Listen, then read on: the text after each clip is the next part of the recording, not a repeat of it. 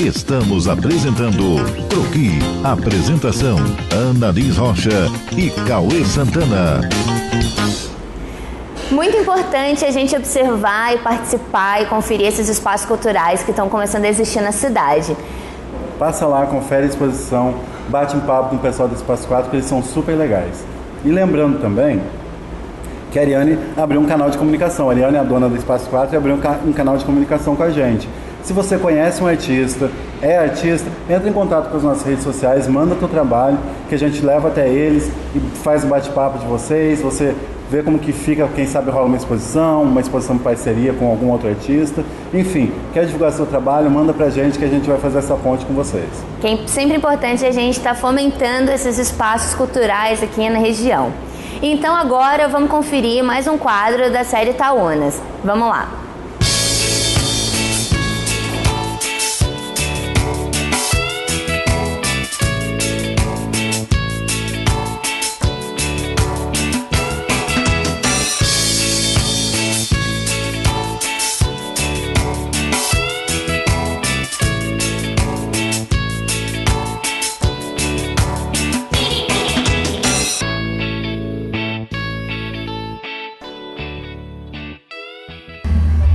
Pessoal, agora a gente está aqui com a Clara, que ela é doutora em urbanismo e participou da mesa sobre desenvolvimento. Clara, o que você tem para falar para a gente um pouquinho do desenvolvimento aqui da região de Itaúnas, aqui no Espírito Santo? Bem, na nossa mesa houve, por parte do outro membro, né, que é o Maurício Abdala, uma contextualização, ele trabalhou etimologia e a hermenêutica da palavra, né? Eu trabalhei mais uma linha quase que da origem, né? Não da origem, mas quando o termo começou a ser utilizado, que é no século XVIII, e depois fiz um mapeamento mais apressado, vindo dos anos 70 até os anos 2000, do confronto entre desenvolvimento, ambientalismo e natureza, né? No caso de Itaúnas está num contexto que vem dos anos 70 para cá, que são os grandes projetos de intervenção no estado do Espírito Santo, no caso ligado à celulose e madeira, a monocultura do eucalipto. Então, quer dizer, é uma pressão desenvolvimentista que entra em choque com essa natureza que tem a sua fragilidade, né? A vila é formada por causa de uma vulnerabilidade das dunas que avançou por cima da antiga vila e depois essa que foi criada. Então houve essa pressão de um desenvolvimento ligado vamos dizer, a grandes projetos e a um processo de industrialização pesada.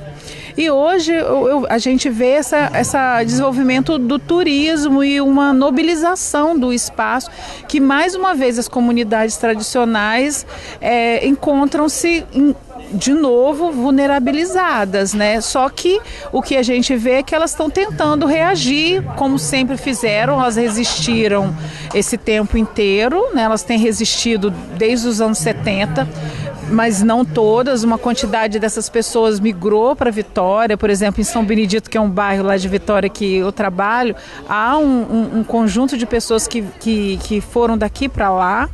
Então, hoje a gente vê esse grande projeto que não arredou pé daqui e esse movimento de mobilização que pode afetar essas comunidades que já são vulneráveis, né? Uma característica do encontro foi que o encontro foi pensado muito junto com a comunidade, né? Que é uma coisa muito interessante e até propicia um desenvolvimento sustentável no sentido geral da palavra, né? Com a comunidade, juntamente com esse desenvolvimento, todo mundo trabalhando junto, né? A questão é que em projeto de extensão é necessário uma relação mais duradoura, porque as referências, né, que essa comunidade tem, elas são referências desse próprio projeto que tem, vamos dizer, peitado e confrontado essas comunidades. Então, para construir um projeto novo é preciso uma relação mais duradoura com a universidade, né? É um projeto que exige uma permanência. O projeto de extensão exige um tempo e exige um trabalho. Ou mesmo se fosse projeto de pesquisa, é um trabalho de um tempo, né? E como que você vê essa ligação, como que esse encontro de arquitetura, esse debate de ideias, essa nova forma de pensar, ela influencia no meio acadêmico? Você acha que as pessoas conseguem levar isso e usar isso a favor de um novo jeito de pensar a arquitetura, ou você acha que continua tudo a mesma coisa no final das contas? Olha só, eu já fui de mesa, de banca, de CICAL, né, que é o congresso, acho que de iniciação científica de arquitetura e urbanismo, que acontece dentro dos EREAs e ENEAs, né? Eu achei esse ano muito mais politizado, não só por causa de um novo modo de pensar que vem da própria arquitetura, mas que vem a partir dos movimentos sociais de 2013. A gente sente, e mesmo os arquitetos, já há um conjunto de arquitetos, Jordi Borja, que, né, sempre foi muito criticado por causa da questão do planejamento estratégico, ele já mudou o discurso, ele já fez uma revisão de conceitos e mostra, né, com quem que os arquitetos estavam, vamos dizer, de braços dados, que é com grande capital. O Cruz, né, que é um arquiteto mexicano e californiano, ele fala, né, que a gente sempre não, grande parte dos nossos arquitetos e das escolas estavam comprometidos com o capital, com a propriedade, com o lucro, com projetos extravagantes e não com as comunidades carentes. Eu acho que vem de uma voz profissional e vem dos movimentos das ruas, que não é só no Brasil, está acontecendo no mundo inteiro. Eu acho que está tendo uma mudança estrutural, uma parte dos arquitetos vai passar a trabalhar mais para essas comunidades e para a sociedade que estava alheia dos processos, vamos dizer, hegemônicos da arquitetura, né? Pessoal, a gente esteve aqui com Clara, que deu uma visão diferente do encontro aqui pra gente. Obrigado, Clara. EREA Itaúnas 2014.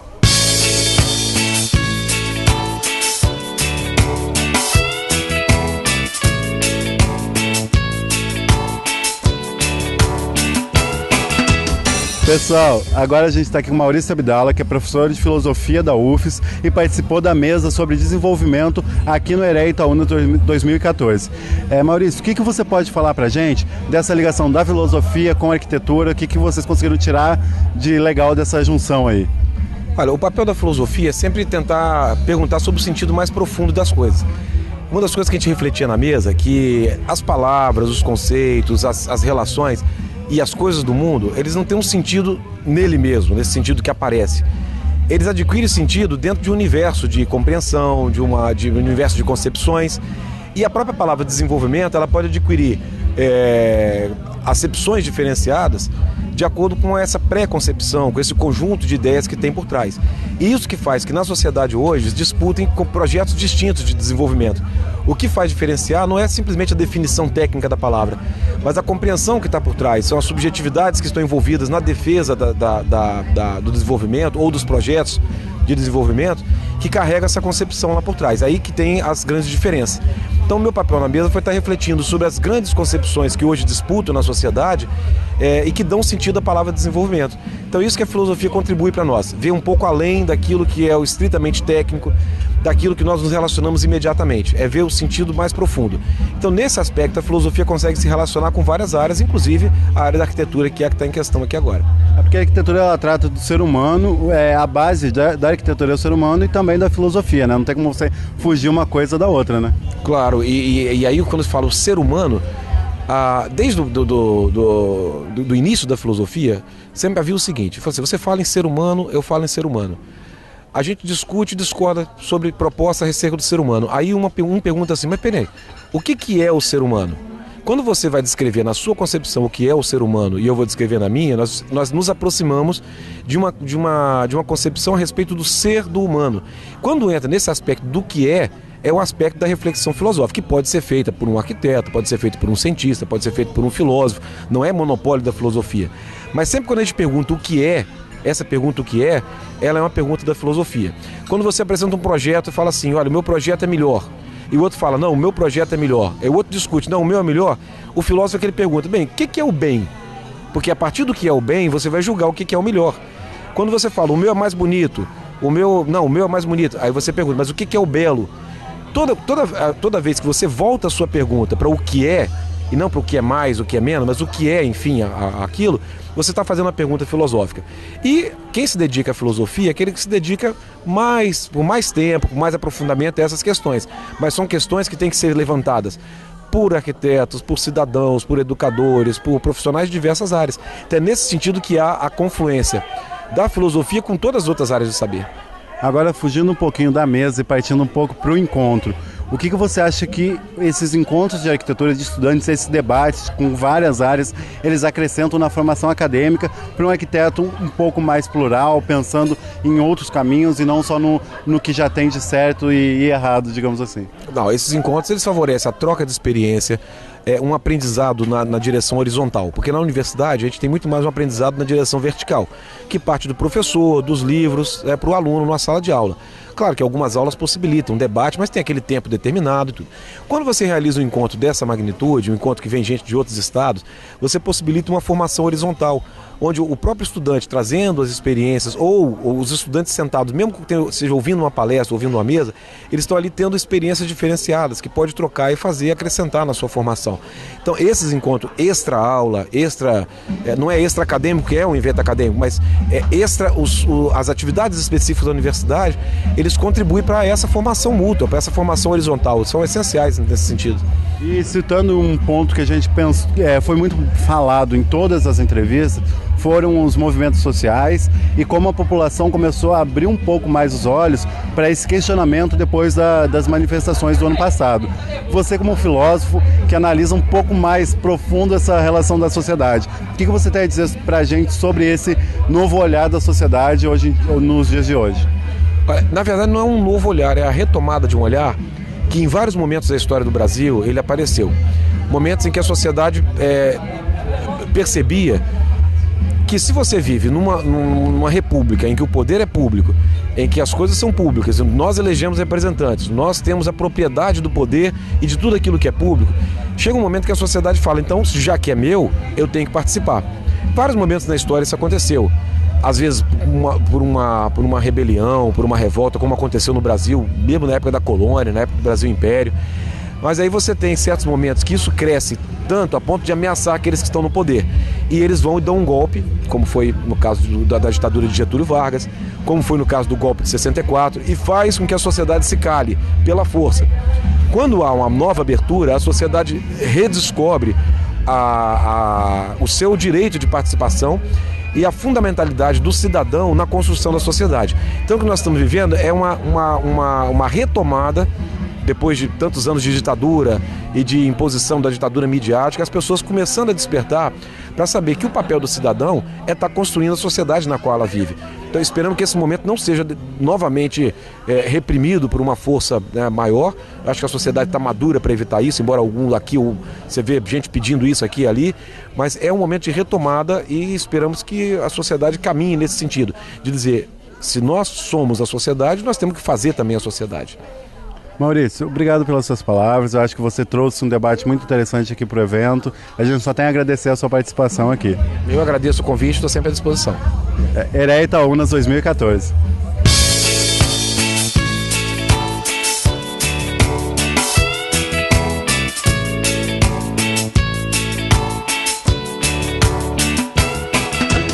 Olá pessoal, a gente está aqui com a Eliane, que ela é arquiteta e urbanista e ela participou da mesa de desenvolvimento e planejamento. Eliane, fala pra gente o que é desenvolvimento e planejamento. A rigor, os dois são ações encadeadas, né? O planejamento para o desenvolvimento, mas os dois têm a ver com o urbano, né? Aqui a gente está trabalhando nessa perspectiva do urbano e da cidade. Então a minha questão na mesa que eu participei foi um pouco questionar isso, né? Qual é o conceito que a gente tem de cidade, o que a gente deseja para as nossas cidades, porque se a gente não tiver isso com muita clareza, a gente corre o risco de deixar o mercado imobiliário definir os rumos das nossas cidades e deixar que o planejamento e o desenvolvimento se confundam com pura e simplesmente um incremento econômico, uma valorização de determinadas regiões e que não é exatamente assim, né? Então eu tentei estimular um pouco esse pensamento crítico sobre o que a gente deseja para as nossas cidades. Que é uma coisa que a gente percebe aqui na Vila, que eles procuram um desenvolvimento, mas é um desenvolvimento muito ligado com a comunidade, né? Pensando nos pontos da comunidade. Que, pelo que a gente percebeu até agora, todo mundo é bem politizado nessa questão do conjunto, da vila em prol da vila, não é? É verdade. Itaúnas tem essa questão bastante presente, né? De um desenvolvimento via turismo, etc., mas respeitando as especificidades da região. E como qualquer cidade, na realidade, isso seria o ideal de qualquer cidade, né? Não deixar que o mercado diga o que ela tem que ser e ela definir quais são as suas vocações e aí sim se utilizar do mercado para chegar a isso, buscando a rigor a qualidade de vida dos seus cidadãos, né? Tenha a cidade o porte que tenha, o objetivo principal de uma cidade é fomentar a troca, né? Trocas concretas e trocas subjetivas entre quem participa da vida urbana. Nesse sentido, a gente tem sempre que pensar na questão da qualidade de vida, né? Para que essas trocas não se restringam pura e simplesmente a trocas econômicas. É porque hoje em dia a gente percebe muito que os centros, eles são... a arquitetura está sendo baseada em especulação imobiliária, né? Sim. E o ser humano fica um pouco de lado em função do lucro, né? Eu acho que é um processo de globalização, é um processo que está em andamento e que há que se construir algumas resistências a isso, né? Exatamente pensando de qual é a função de uma cidade, né? É ser o palco para as ações humanas, é ser o palco para os encontros humanos, não é ser o palco da especulação imobiliária, embora, claro, ela faça parte desse panorama, né? Mas por isso que especificamente nessa mesa de planejamento e desenvolvimento, eu fugi um pouco do tema mais específico, né? Para questionar um pouco, né? O que é planejamento, o que é desenvolvimento e, sobretudo, qual é a cidade que a gente quer atingir, qual é o nosso objetivo como ideal urbano, tanto com o planejamento quanto com esse ideal de desenvolvimento, né? Isso é interessante a gente observar, como já foram citadas em algumas outras entrevistas aqui mesmo, que o movimento de julho de 2013, os movimentos sociais, das pessoas na rua, eles criaram uma sociedade questionadora.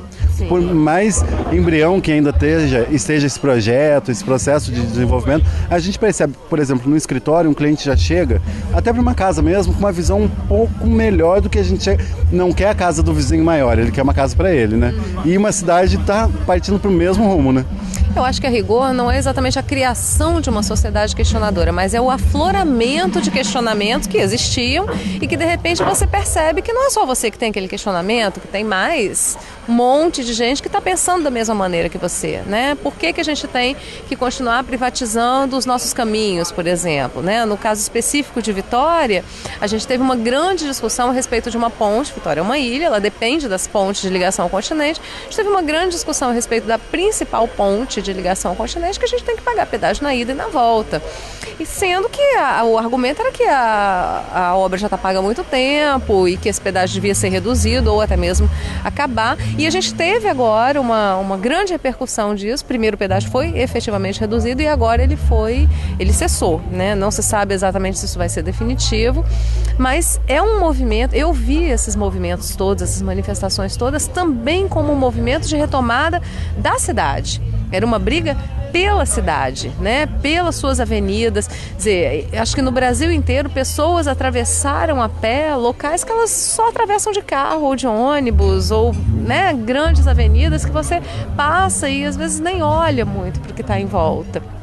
E, de repente, esse movimento de retomada pela cidade fez com que a partir do afloramento desses questionamentos, isso se tornasse uma coisa mais densa. E o grande desafio agora é não deixar isso se perder, né? E fazer com que isso tenha consequências políticas mesmo, políticas no sentido estrito de eleições, etc., mas políticas no sentido extenso, no sentido lato, né? Política no sentido de participação, de pensar que essa mesma participação que a gente teve nas manifestações pode ser na hora da definição dos rumos de verba de uma prefeitura, por exemplo, porque o brasileiro tem muito essa discussão, esse argumento de que eu não gosto de política, só que se você não participa, você está deixando o outro decidir por você, e aí você perde o direito de reclamar depois, né? Eu torço para que você tenha razão e que haja, sim, uma sociedade mais questionadora chegando aí. E agora a gente linkando um pouquinho aqui para a gente encerrar a entrevista, o encontro, como essa troca, porque o que eu vejo aqui do encontro, não existe uma uma informação única, é uma troca de informações e no fim legal, você né? chega com um conjunto de informações que você consegue ter um pensamento final bem melhor do que você chegou, né? E isso no ambiente acadêmico, juntando já com esse novo pensamento da sociedade, é o principal para a gente ter no futuro uma sociedade bem enraizada, com toda a base para esse pensamento mais do desenvolvimento comum da sociedade, não de uma prefeitura, de um político e pontuado, né? Eu acredito que sim. Uma coisa que eu gostei muito de ver nesse encontro foi uma retomada de preocupações sociais, né? Como eu havia te dito antes, eu participei da banca de julgamento dos projetos de pesquisa e extensão e de todos os projetos apresentados, eu te diria que 80% tinham um foco, um viés de uma preocupação com o social, com a habitação popular, com a utilização da cidade. Isso é uma coisa que a arquitetura durante algum tempo parecia que tinha se afastado, né?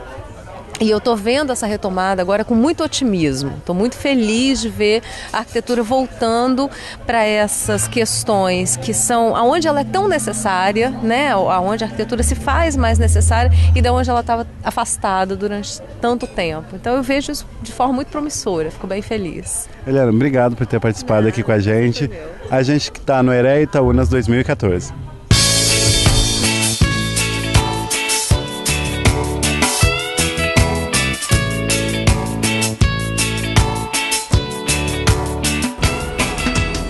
Então esse foi o Croquis de hoje, espero que vocês tenham gostado desse modelo um pouquinho diferente. Estamos sempre trabalhando, né, buscando trazer umas novidades para mudar sempre a cara do programa e deixar ele cada vez mais bacana para vocês.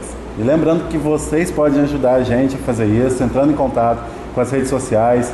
Manda ideia, manda sugestão, manda tua dica de pauta. Fala que você quer aparecer no programa que a gente bate um papo legal com vocês. É isso aí, pessoal. Até semana que vem. Até semana que vem.